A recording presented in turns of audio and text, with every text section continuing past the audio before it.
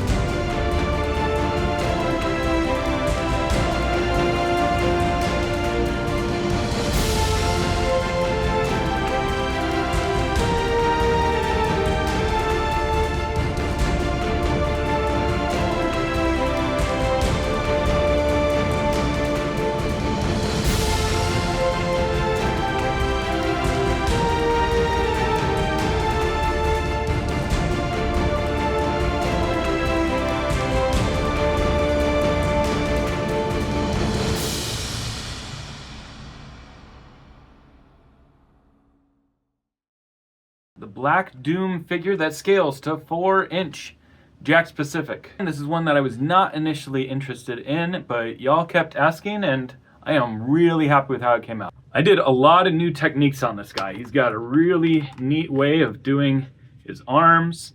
This is airbrushed. I did cloth. The way I did this leather is really cool that I'm excited to show you. There is all kinds of cool new stuff about this figure. So I started by modeling this on the stream. I downloaded the model from the original Shadow the Hedgehog game, and I decided to use that as a base for what I would later sculpt on. You can see it's really low detail, it has holes in the mesh, and it just wasn't going to work out. But I really like that because it means that I'm doing more. I have to clean up more by removing weird faces like this that I don't even know if that was a ripping issue or what they actually put in the model.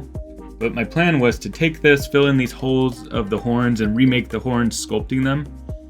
And as I said, I like this better because it's more of my work. It's more of my artistic hand in taking this thing that is not very good for printing and using my sculpting skills to turn it into something that is.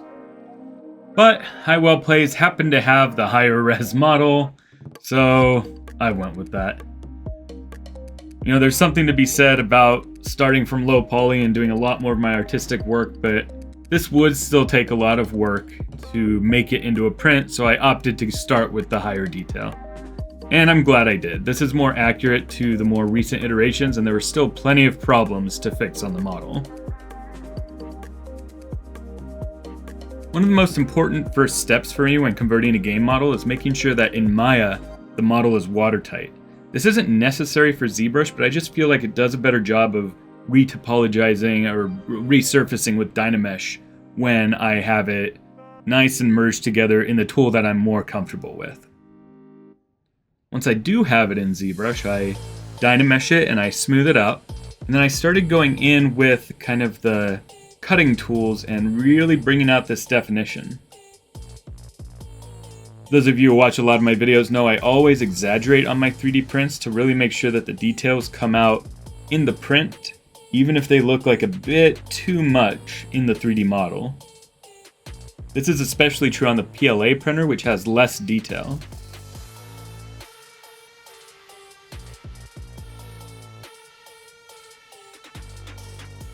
I use masking to get kind of these indented shapes, and actually instead of indenting these edges, I kind of built out all the negative shape of it. So I'm kind of growing the outside instead of shrinking those thinner parts. I felt that that would help me keep the point of the two horns a lot more pointy. And to me, I kind of thought of this as tree bark growing out of kind of a semi-organic form of some kind. So I used a lot of brushes that would kind of make it look like bumpy, kind of mushroomy shapes, like as if there's moss growing on him. I didn't paint it as moss, but I wanted to kind of give that feeling of wood for his texture. It's a little bit ambiguous in the games. I can't really tell exactly what they were going for with his texture. You can see, especially here, I'm giving this tree bark appearance with these lines. I'm using pretty standard brushes, but then later on going in with the cutting tool and enhancing those details so it's less of a pattern that's just being placed the same each time and becoming a unique sculpted shape that started with those patterned indentations.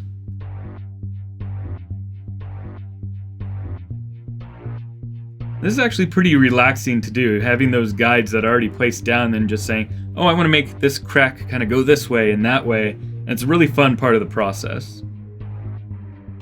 And as I mentioned, this was on stream, so the whole time I'm chatting and we're just having a good time. I haven't streamed in a while. After I finish the current musical that I'm in, I will certainly be back to streaming and doing things like this, so look forward to that.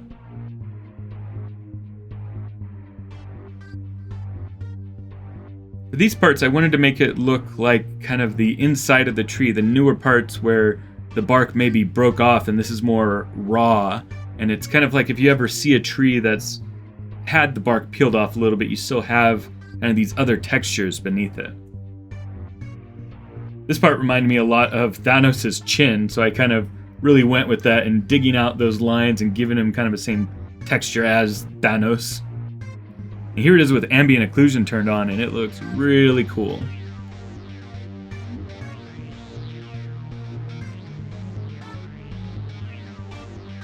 So the hands came rigged in the model, which was great, but I needed to merge them together into a single object. So I did some weird merging and then posed them while the skinning data was still there into the shapes that I wanted. Again, thank you to Highwell Plays, because it really was handy to have this rigged version to be able to do this. You can see that I'm duplicating these objects. What that does is it kind of takes away the joint weighting and just has that model in the pose that I gave it. Then I put these ball joints on them that I downloaded from online somewhere and used that to make it so that they could actually connect to the model. And here I'm doing some nice design sculpting on his collar.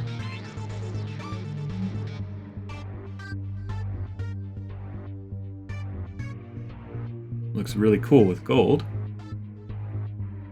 And then I built out these ball joints to make it so that the arm can be able to pivot and connect into the shoulder pieces.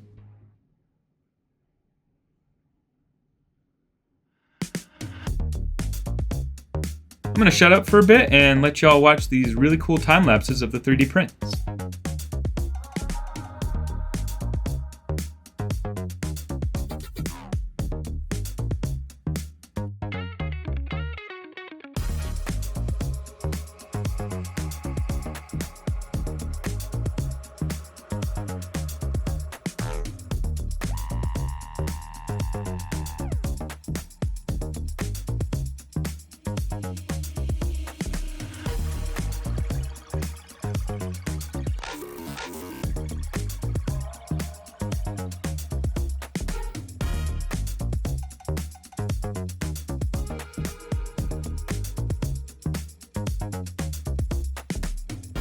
Early on in the design phase, I knew I was going to have to do something about making the fabric go in between the chest piece and those shoulders.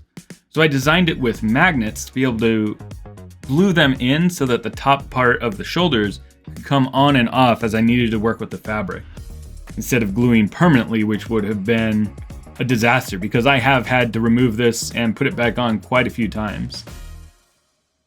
You'll notice I actually printed the collar separately because I wanted to print it in the higher quality.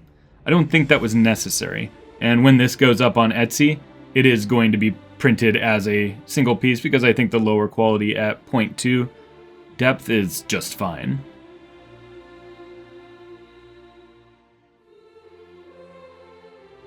Really satisfying for these magnets to fit on there.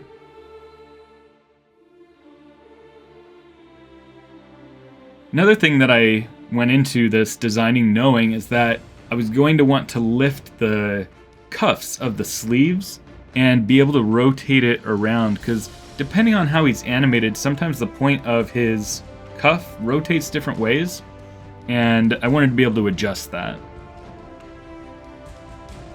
These are his little charms that hang down from him, and for whatever reason the supports just did not remove from this well at all.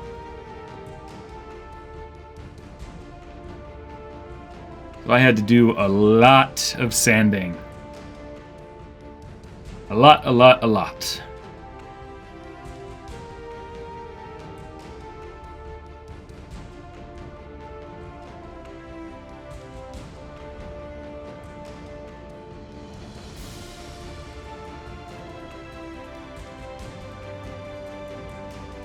I didn't end up using all these pieces. I actually 3D printed the little gem things, but you'll see later in the video that I actually replaced these with some clear gems that I got from Michaels.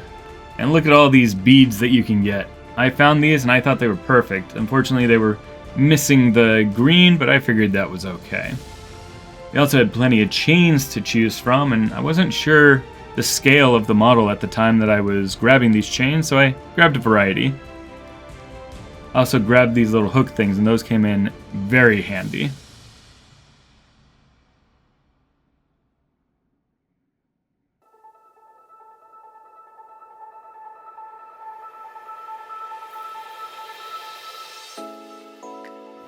We have 3-time Telly Award winner, Comdash, helping us pick out fabric.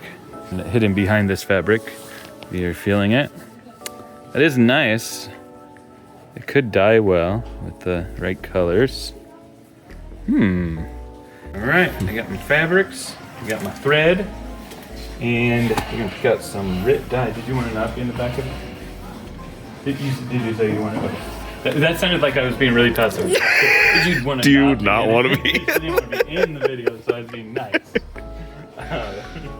What's the difference between that and this? We'll just concentrate on using what I've used before, and this should be able to give us both the more brown shade and the more purple shade.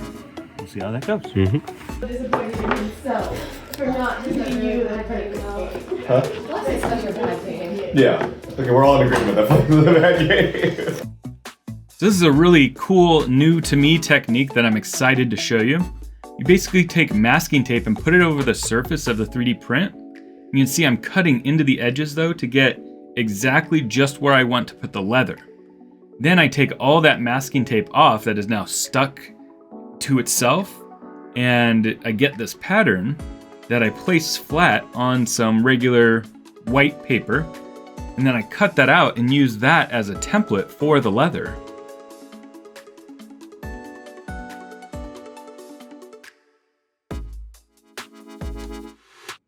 I learned this from a YouTube channel called Umbra Tundra, which makes these Pokemon plushes that are partially 3D printed.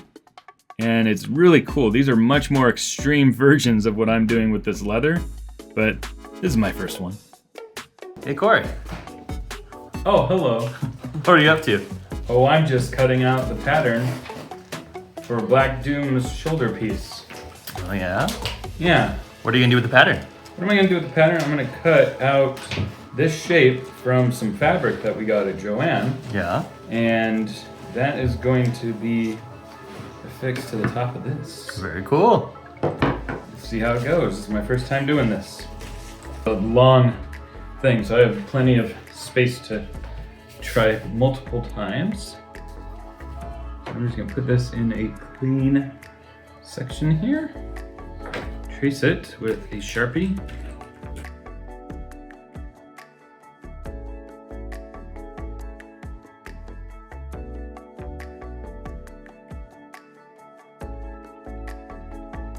If I were to redo this, I would have chosen a leather that didn't really have this backing. I don't even think this is real leather, it's some kind of pleather material. I think I would have gone with something thicker and without that white material on the back. But when it was all said and done, that white didn't really show through. So to make these arms, I wanted to cut it from a single piece of fabric front and back, both the chest and the arms. This is because I don't have a sewing machine and I don't know how to sew. So I traced out what I thought would be the shape, and those green pieces of tape represent the circumference of the inner part of the cuff so that it could be glued onto it. And I took that and I made it double-sided just by tracing it. And it started to look promising at first. I sewed up the arms just with hand sewing with a needle, and it started to look really bad. First of all, the circumference of this does not fit the inside of the cuff. I also didn't like the seam on the outside. Poppy, why are you on the fabric? There's not a place for you to lay. So I decided to cut the arms off of this and salvage the rest.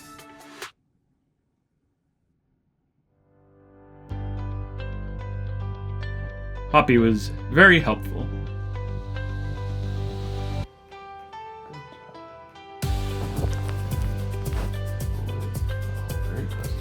Oh my god! So I tried to cut open what I sewed so that I could make a new pattern based off of that, but it didn't really work out. I'm not done yet. Oh. Excuse me. You're in my way. You're being so loving. Why are you being so cute? Because I wasn't with you for 5 whole days. This isn't gonna work at all.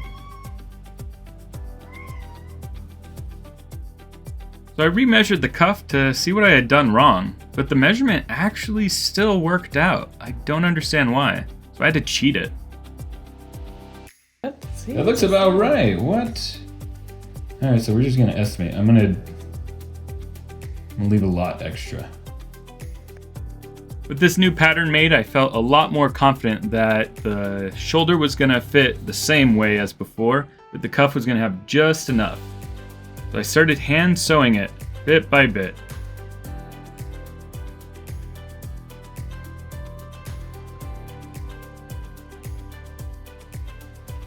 So this ended up very thin at the top, but what I decided was it's long enough that this is a good enough ending to it. I can just stick this whole thing on here. It's gonna be really tight going through here, but hear me out.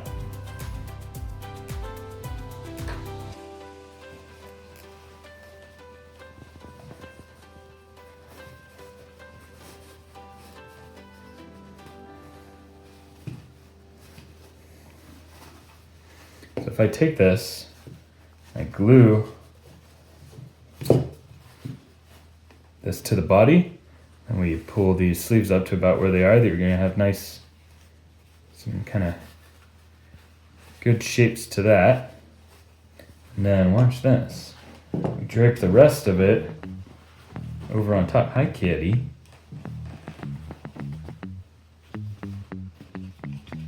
Once you get that on, and then get these parts on, it's not looking, whoops, it's not looking half bad at that point. We'll probably get some more draping over like that.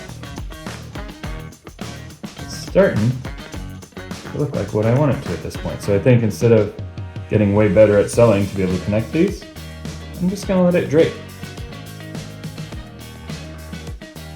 The next thing I wanted to do was make sure that the fabric sat well on the body. Right now it was draping too much, so I used the entirely wrong tool for the job, taking a zip tie to make a little hole, and then I used these, I don't know what they're called, there's little snap buttons, usually meant for leather, and you take it and you use a hammer to hit this rod to fit them together.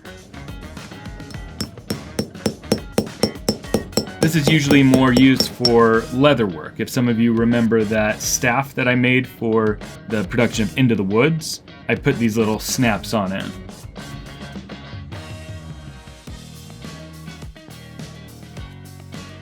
So that held it together on the sides, but it didn't quite pull it up the way I wanted. But I paused on that and went straight to trying to cut this into more of a ripped shape like the tatters that he has in the video game.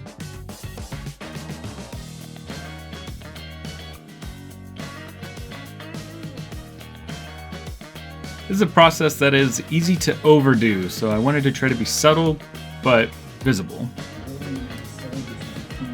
What I did was I added more of these buttons and magnets on the inside to help pull it in toward the chest, and I think that gave it a much better silhouette. But it was time to dye this to the color that I wanted, so I removed the temporary hot glue that I had for the arms, and you may remember from other videos my dyeing figures. Well, now we're going to actually use the dye properly. But before that, there's something that I shouldn't have done. I wanted to get rid of these fraying bits, so I burned them off with a lighter. It kind of added a cool effect, but it was really hard and kind of dangerous. So don't do it. Makes a great cat toy. Poppy sure loved it.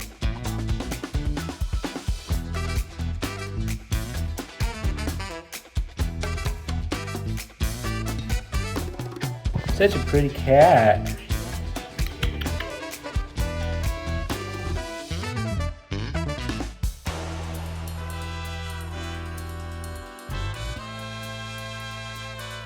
So you've seen in previous videos that I just used full-on dye to dye my figures. Well, I should have mixed it with water.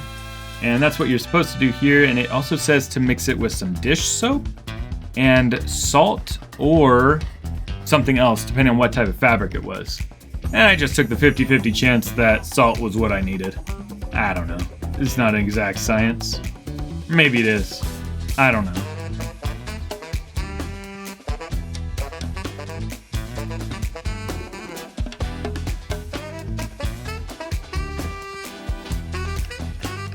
So I opened up the RIT dye, gave it a shake, and clean that up before the wife sees. Oh no.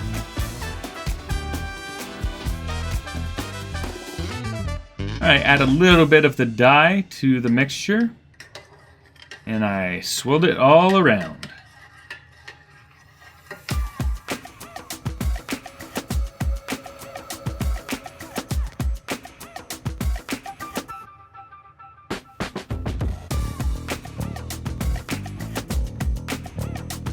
I was just brewing up a Doom stew. I did the same for the little ribbon parts that were supposed to be brown, and it didn't take very well with it. I think it was the wrong type of dye. What I cut was actually pretty thin, and you'll see later in the video that I replaced this, or just rather add to it. Hey, Corey. Yes. What are you painting? For my painting? Depends on how much I want to be up in everybody's business. Okay. I could do the Cyclone, which is smallish. I could do the Squid, which is bigger. And they need some help holding it in front of the spray tent to do that. That's what he If said. there's volunteers. Those are the two options. Okay. Two big things. Are these for yourself or for a client? For our client, I feel like I'm missing a joke. Our client. No, or a client. Oh, a client. No, they are for myself. I'm not trying to set you up. But this is our relationship where Corey questions everything I say. This is Ola Penguin behind the camera. So you can't open it.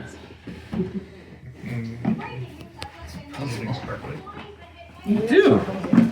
Very good. There we go. That's how it sucks out. I'm really surprised you didn't make a joke there. I know. This is a kid's show. Oh, okay. This is a family-friendly show.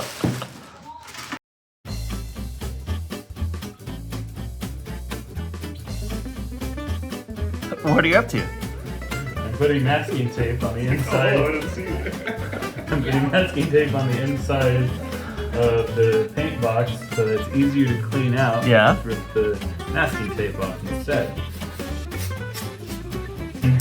My cameraman is taking pictures instead of video, and 3-time Hollywood Award winner Comcast is heckling from the corner. That's not helping at all.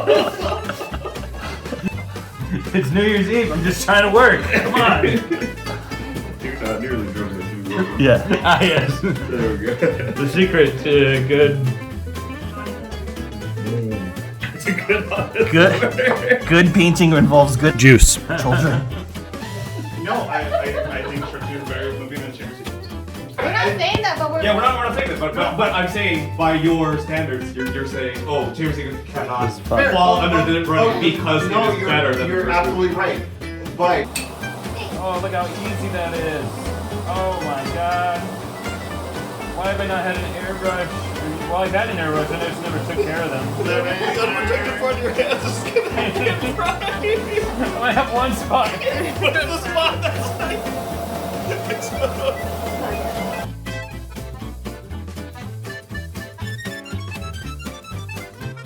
After priming, I painted it with this Vallejo gold color. And I mixed it with this Vallejo airbrush thinner. I really didn't like painting this with the green masking tape that I put up because it really affected the look of it. But even outside of that green lighting, it still didn't have the right color and sheen to it. It was kind of a weird, still greenish tone to it that I just didn't really feel fit the look of the character. What do you think?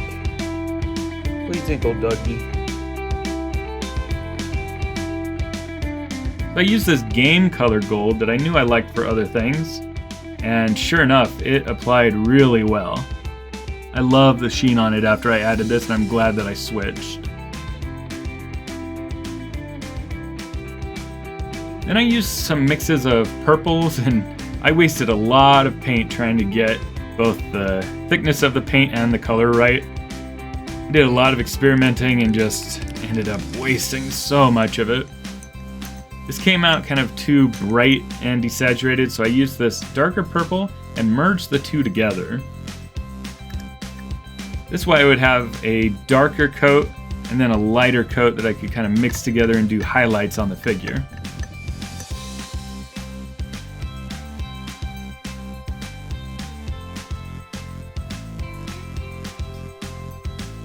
I started airbrushing with that darker color.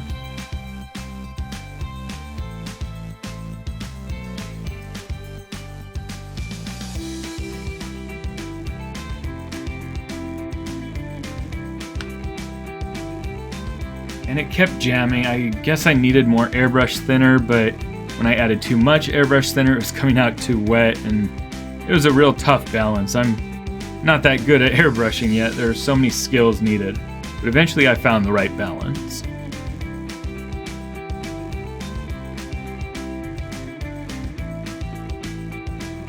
After that solid purple, I tried to add some highlights, maybe where the skin was stretching over the knuckles and possibly on the edges of the fingers.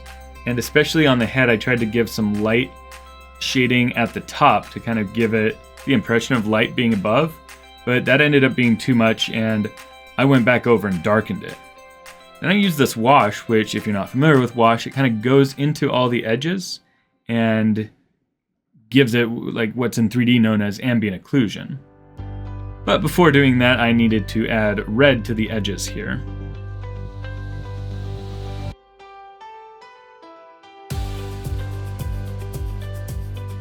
And also on the eyes.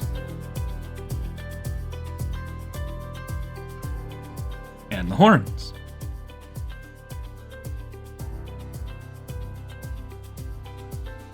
did some dry brushing to try to give kind of a rough highlight to these. This could have been done with the airbrush, but I just felt it was better with a brush. And here you see I'm kind of applying the wash into those crevices, but I'm not being very clean about it because this wash is going to seep into every corner of it and do a really good job at bringing out details. Here I'm doing it very haphazardly, and you see I'm using a paper towel to wipe off the excess lightly from the outsides, and what remains is in the cracks. It gives so much depth to the model, it's really cool. Here I didn't even bother to go to all the cracks, I just brushed it over everything and then wiped it off.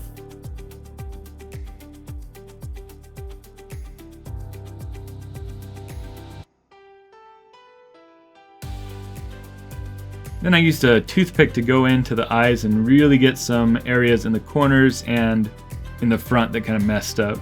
Hello! Accurate Nintendo 64 emulators around, known as Hi. Super 64 and RS, but you do need a powerful computer. Poppy was very involved in this project.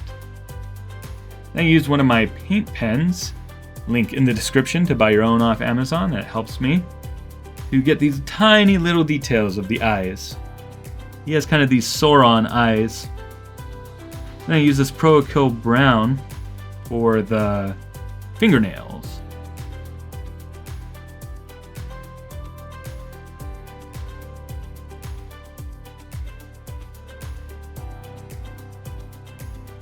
Then I painted underneath where the leather would go brown, just in case any of the edges showed through.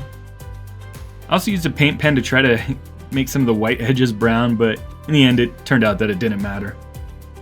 Then I put a bunch of super glue on the surface and carefully applied the leather. Again, check out Umbra Tundra for this cool technique. Even though this was a simple version of what they do, I'm so happy with how it turned out. It just fits the model perfectly. In the back I needed to smooth it out a little bit, but you wouldn't see much of that because there's fabric covering it.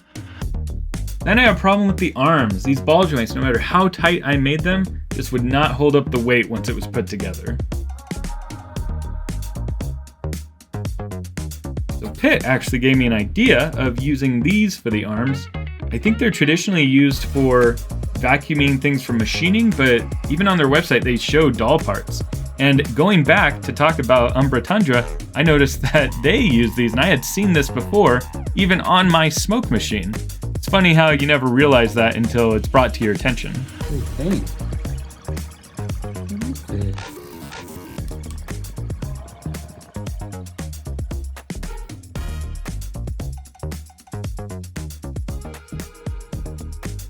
Poppy was surprisingly not interested in this part.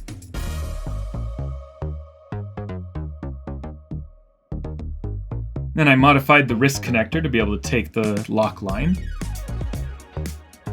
What's interesting about lock line is it's really hard to put together. I had to buy this separate tool just to put the threaded piece on to the pivoting parts.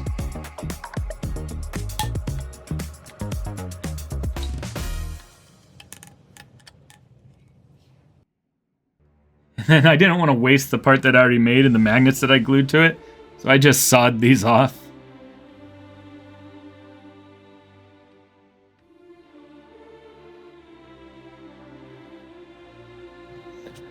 I thought I didn't have a chuck big enough for this, but it... Oh, just barely. Sweet. So I figured out why I thought that I had the right size drill bit for this. This is the right size drill bit that I brought into Lowe's. This one's bigger. And I could have just used both, but now this one's too loose, so I gotta get another one of these orange things. Whoops. Then I had to drill holes in those 3D printed parts I made because the detail didn't leave the holes very well. This really handy rotary tool is available in the description on my Amazon affiliate links page.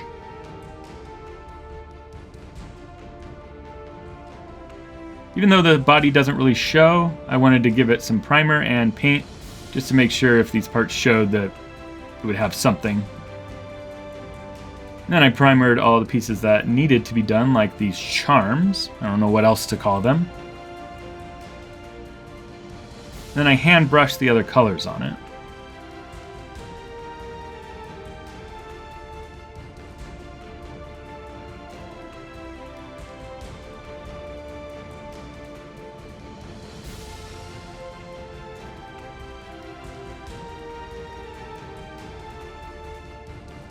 I use these acrylic shiny paints, and they're not the easiest to work with. They take a lot of coats, but they look really good once you apply it all nice and cleanly.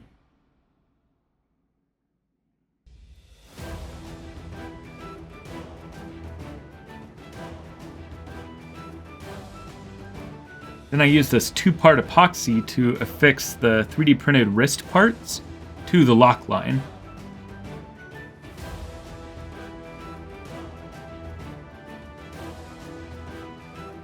This cures in about 5 to 10 minutes. And it's really sticky, so you want to be careful not to get it anywhere but where you want it.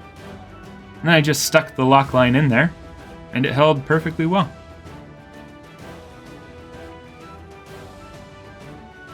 Then I use these picture frame holders as something to connect the chains to the 3D printed part of the chest. And it actually worked out really perfectly. Some more super glue and some accelerant to hold it in place. And then I had everything I needed to hold the chains on.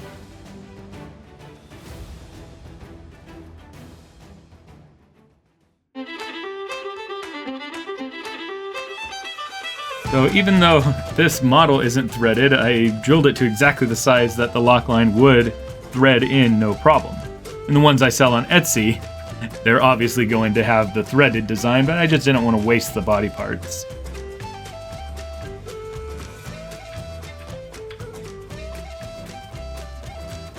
So I actually found somebody made a threaded piece of a lock line pipe, and I used that model to cut out the shape from the body. But first I wanted to make a test piece to be sure that I wasn't haphazardly 3D printing something that didn't work. And this is what the shape will look like, but it took a lot of testing to get that right. I made this little cylinder, and for whatever reason, it just would not print well. Second try, still didn't work. And then 3 tries later of different sizes, I finally got the right clearance between the parts. I had to scale it up by 103%, whatever tolerance it was, but then it just worked perfectly.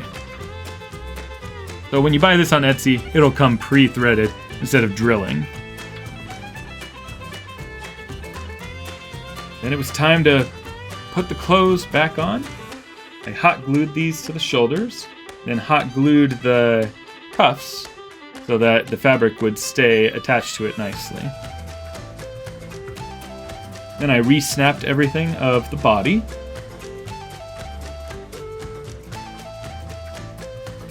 And it is really coming together at this point. Super exciting. This is the old neck fabric. You're going to see later at the very end of the video that I added more to this to look a lot better. And here it is with the chains with the magnets actually affecting the chains if they get too close. So this was dangling and rotating a bit too much, so what I actually did was I glued a magnet to the back of it, and then put a magnet on the other side of the fabric so that it would just stay really nicely. For the other hanging bits, I started using this piano wire.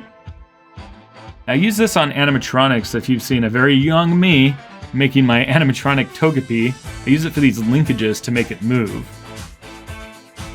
And same with this steampunk bird.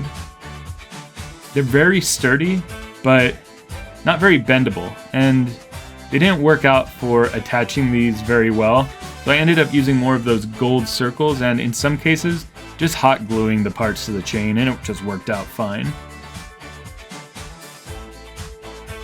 Now, these were supposed to be hanging vertically, just like in the game, so I was going to try to drill a hole in them, and then mount them all vertically to be more accurate. But gosh, I could just not drill into these. I don't know what kind of plastic it was. There was no chance. So I just left them threaded. I can combine the big and the small, and I'm happy with how it turned out.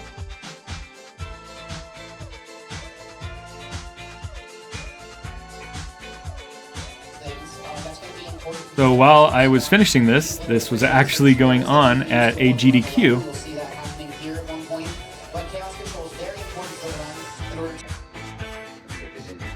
Get off the puzzle. Bailey's trying to do a puzzle. Say hi, Bailey. No.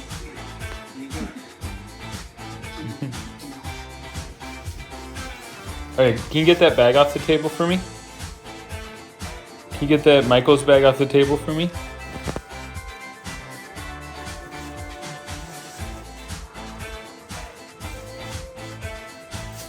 Thank you. Oh, it's not Michael's, it's Joanne's. Thank you. At the last minute before doing the video, we went back to Joann's and got some actual brown fabric that we hadn't found before. And I draped it a lot better over the model. I think it looks so much better than that first pass of fabric.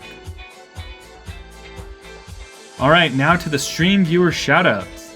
Thank you to Vina, Pro Tyler Adventures, Sonic Speed Boost, Blackhorns Videos, Highwell Plays, Sparklewolf 404, Maxi, Wisp the Geek, Choppus, YBZ, Daisy Garcia, R3 Wire, Malamations, Ola Penguin, IWW Caleb, Pink GameCube, Votable Globe, Boovaloo, Guardian Sora. And this time we have something new. I started a Patreon. I haven't really announced it except for on the Discord. And I'd like to welcome YBZ, Kurosuchi, and our top tier, Choppus. Thank you guys so much. I very much appreciate it. And thank you all for watching. Just remember, Black Doom loves Radical Highway.